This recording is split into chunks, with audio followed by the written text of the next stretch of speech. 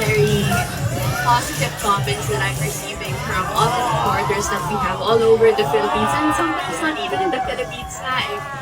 I will be very proud to carry the name Philippines in Thailand when I compete for Miss Universe. And of course, it just motivates me to give the best fight ever I can give for the Philippines when I get there. Kasi you guys inspire me to be my best.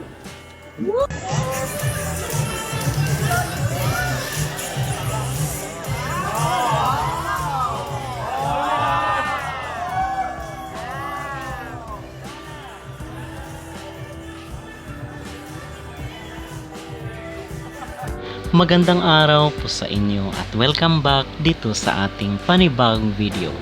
At mga kapolitika, inyo pong napanood ang pasample ni Atisa Manalo dahil marami na po ang na-excite sa kanyang laban dito sa Miss Universe 2025 na gaganapin sa bansang Thailand. At yung inyong napanood po ay kabahagi po doon sa promotion ng Jojo Braga Issues na ginanap dito sa Quezon City. So mga kapolitika, nagpasample rin po si Atisa sa pagharap dito ng mga vloggers at mga influencers dahil kinakailangan na handang-handa talaga si Atisa para sa bakbakan ng Miss Universe 2025. Pero bago ang lahat ay huwag kalimutang mag-like at mag-subscribe na rin kayo para updated kayo sa ating mga latest issue.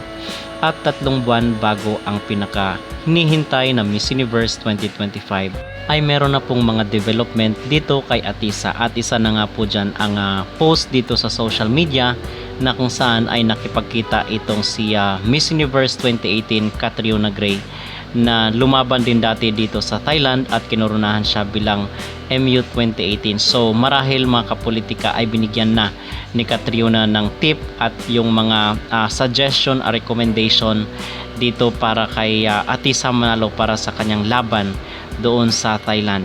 So on top of this is usap-usapan rin po yung Barbie picture ni Atisa dito sa social media na kung saan napakarami po ang humanga dahil uso ngayon ang mga Barbihan na looks dito sa mga beauty pageant. Recently lang ay talagang yung ganda talaga isa sa mga pinakamalaking qualifications dito ng Miss Universe 2025. So at dito naman sa com skills ni Atisa sa pagharap niya pagsagot sa mga influencers at mga vloggers, sa tingin ko mga kapolitika ay average lang ang com skills ni Atisa. Pero sa nabanggit nga natin noon pa man ay hindi naman communicator or speaker ang hinahanap ngayon ng Miss Universe. Yung hinahanap nila mga kapolitika ay talagang yung ganda at yung popularity dahil ito na po daw ang bagong era ng Miss Universe at ng mga pageant kahit ano pa man yung brand ng mga beauty contest nowadays.